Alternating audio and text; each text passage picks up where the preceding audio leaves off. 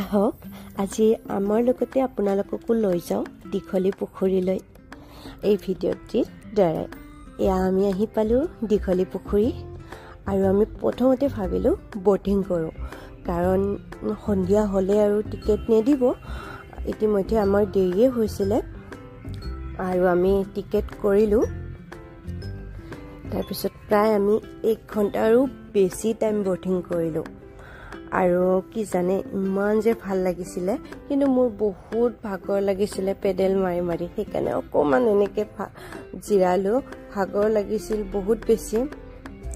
তাৰপিছত আমি তাৰ পৰা ওলাই আহিলোঁ, আহি ভাবিলোঁ অকণমান জোলনাত জুলোঁ, এনেকৈ অকণমান জোলনাত উঠিলোঁ আৰু এনেকৈ ওলাই আহি মানে আমি সপ্তাহটো কাম কৰি সপ্তাহত এদিন ওলাই আহিলে কিমান বেছি ভাল লাগে নহয়নে?